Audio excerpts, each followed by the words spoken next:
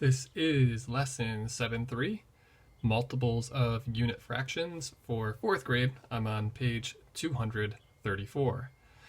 Okay, I'm going to take this in a different direction today. Instead of walking you through the first problem, I'm actually going to use a problem a lot like number 1, but just with different fraction circles. So we're going to swing it over to my notebook.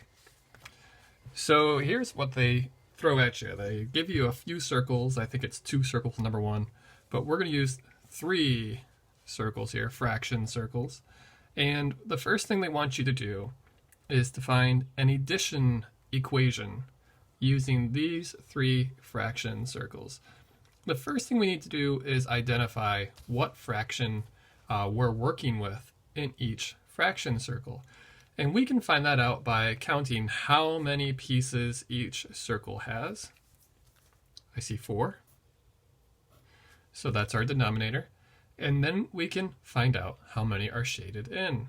And pretty self-explanatory, each of these has just 1 piece shaded in. So we're dealing with 1 out of 4, and it's the same in each of these. I'm going to squeeze another 1/4 next to the lesson number. And we have another 1/4 here. So the question really is, if these fraction circles represented an addition problem, what would we be adding through each of these 3 circles? And in truth, we'd be taking this 1/4 and adding this 1/4, and then adding this 1/4. So our addition equation is literally just going to be 1/4 plus 1/4 plus 1/4. Now the one trick here, when you're adding up 1/4 plus 1/4 plus 1/4, there's some folks who, usually if you're going a little too quickly, you go, oh, 1 plus 1 plus 1 equals 3. 4 plus 4 plus 4 equals 12. That's incorrect. A 4th plus a 4th plus a 4th would not equal, well, 3/12 is the equivalent to 1/4. That wouldn't make sense. Remember, our denominator will stay the same in a fraction addition problem.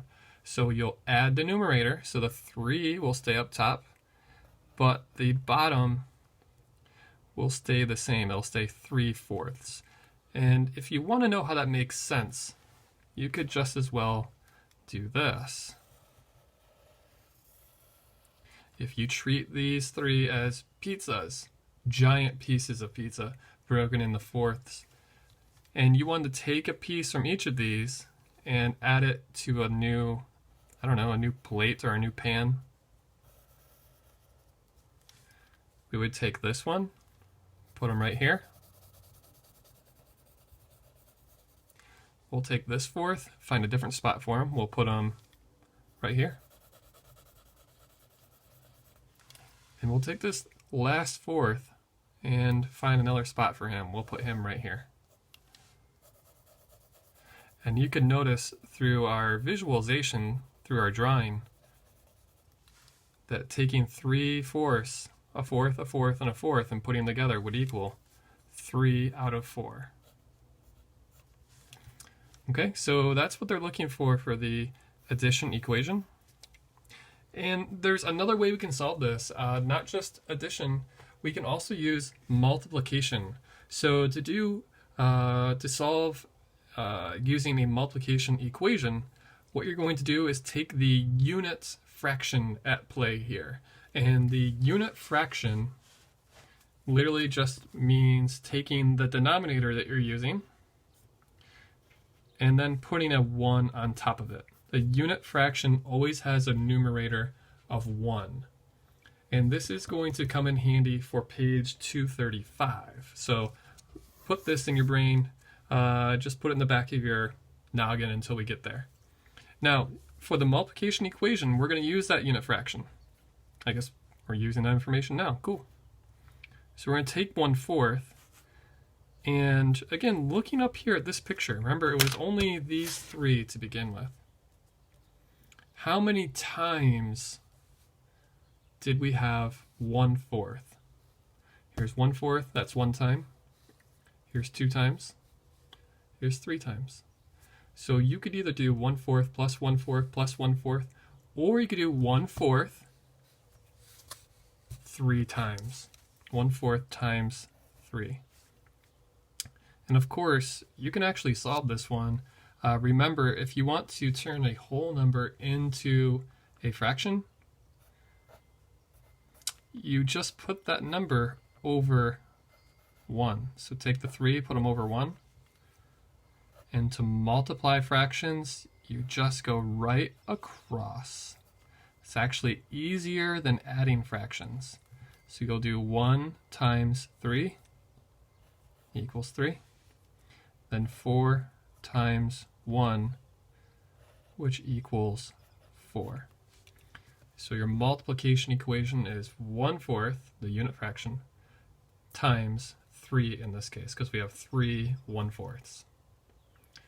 Okay, now they also ask you, what is the 4th multiple of 1/4? Well, that's what I'm asking you. I think for number 1, they ask you what's the 2nd multiple of 1/8.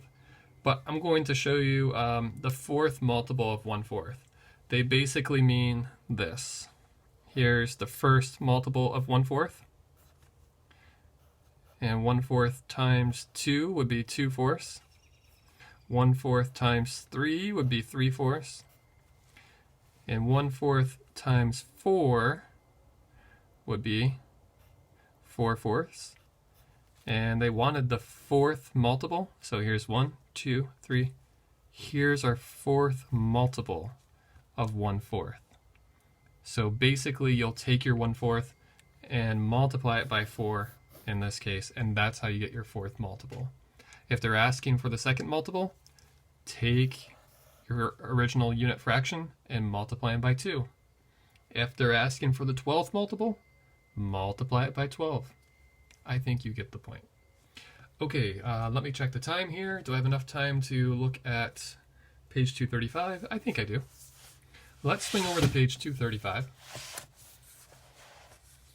And this is where they're going to start diving a little bit deeper into unit fractions. And we just talked about unit fractions. We said a unit fraction keeps the same denominator, but has the number 1 as a numerator. So for this one, I will come straight out of, am I going back to my notebook? Yeah, I think I am. Awesome. I already have it written. Okay, so I'll show you what they're looking for on letter A, and I will show you an example in my notebook, and then you can come back and try number A, letter A, on your own. So you'll notice they want the write the fractions as multiples using unit fractions. Use a visual fraction model to help you. You don't need to do this. This is optional, but I'll show it to you.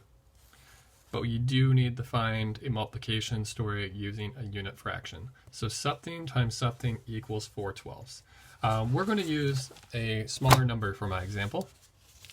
We're going to use 3/4. So they want you to use a unit fraction. And remember, again, this is probably the 3rd time I'm saying it. A unit fraction means keeping the same denominator, but changing the numerator to 1. So that's our unit fraction. So you tell me right now, well, I mean, like in your head, how many times would you have to multiply 1/4 to get 3/4? And here's what they mean by using a visual. This is going to look really similar to what we worked on up top. Here's 1/4.